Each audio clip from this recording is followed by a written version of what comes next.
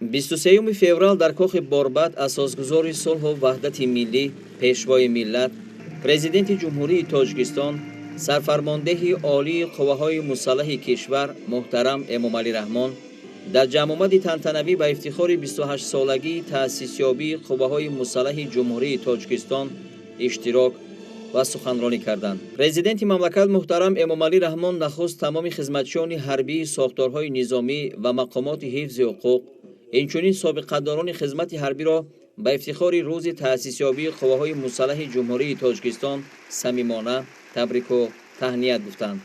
Сарвари давлат оид ба таърихи 28 солӣ дар шароити ниҳоят вазнину ҳассоси иқтисодӣ ва ҳарбию сиёсии кишвар таъсисёбии қувваҳои мусаллаҳи мамлакат аз имтиҳону озмоишҳои сахту сангин гузаштану ба як сохтори муташаккилу боэътимод, нерӯи пурқудрати ҳимоятгари давлату халқи Тоҷикистон ва яке аз шоҳсутунҳои давлати соҳибистиқлоли Тоҷикистон табдил ёфтанаш андешаронӣ карданд. таъкид гардид ки бо талошу ҷоннисориҳои фарзандони бонангу номуси ватан, яъне афсарону сарбозони қувваҳои мусаллаҳ ва кормандони мақомоти ҳифзи ҳуқуқ дар айёми ниҳоят душвор ва барои мардуми кишвар тақдирсоз сохти конститутсионӣ, сулҳу оромӣ, суботи сиёсӣ ва ваҳдати миллӣ барқарор гардида, барои рушди иқтисодиву иҷтимоии мамлакат шароити мусоид фароҳам оварда шуд. Сарвари давлат таъкид карданд ки ҳукумати мамлакат аз рӯзҳои нахустини таъсисёбии қувваҳои мусаллаҳ бо вуҷуди имкониятҳои ниҳоят маҳдуди иқтисодиву молиявӣ барои бунёди инфрасохтори низомӣ, таъсиси ҷузу томҳои махсус гардонида шуда, таъмин кардани онҳо бо техникаву таҷҳизоти замонавӣ ва фароҳам овардани шароити зарурӣ барои хизмат ва зиндагӣ тамоми тадбирҳоро амалӣ намуд ва ин раванд вобаста ба рушди иқтисодиёт идома меёбад. Роҳбарияти давлат ва ҳукумат хизмати содиқонаи хизматчиёни ҳарбиро ҳамеша қадршиносӣ мекунанд.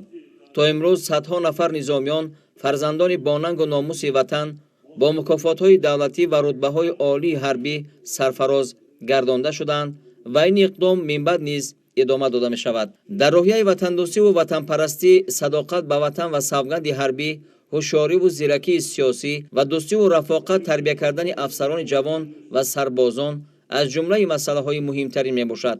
пешвои миллат муҳтарам Эмомалӣ Раҳмон бо итминон иброз доштанд ки мо ба қувваҳои мусаллаҳи кишварамон эътимоди комил дорем ва медонем ки онҳо минбаъд низ истиқлолияту озодии Тоҷикистони маҳбубамон, амнияти давлат ва суботу оромии мардуми моро ҳамчун сипари боэътимод ҳимоя мекунанд. ҳайати шахсии қувваҳои мусаллаҳ ҷашни 30-солагии истиқлоли давлатиро бо интизоми қавӣ, омодабошии доимии ҷангӣ, рӯҳияи баланди ватандӯстӣ ва садоқат ба касби бошарафу муқаддаси худ истиқбол мегиранд. Дар охир президенти мамлакат муҳтарам Эмомалӣ Раҳмон бори дигар тамоми ҳайати шахсии ҷузъу томҳои низомӣ ва шаҳрвандони кишварро ба ифтихори 28-солагии таъсисёбии қувваҳои мусаллаҳ табрик гуфта, ба ҳамаи онҳо саломативу сарбаландӣ ва дар роҳи ҳифзи ватани соҳибистиқлоламон рӯҳи шикастнопазир ва иродаи қавӣ орзу карданд.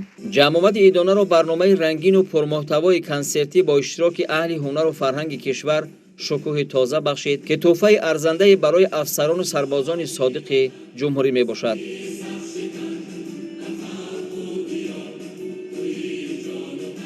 бо иштироки пешвои муаззами миллат, сарфармондаи олии қувваи мусаллаҳи ҷумҳурии Тоҷикистон Эмомалӣ Раҳмон ҷашни 28-умин солгарди таъсисёбии қувваи мусаллаҳи ҷумҳурии Тоҷикистон баргузор гардид. мо аз иштироки пешвои муаззами миллат як рӯҳияу илҳоми тоза гирифтем ва дар оянда барои халқу ватани худ содиқона, сарбаландона хизмати ҳарбиро адо менамоем. мо хизматчиёни ҳарбӣ ваъда медиҳем ки барои халқу ватан, барои миллат, барои пешвои муаззами миллат содиқона хизмат менамоем.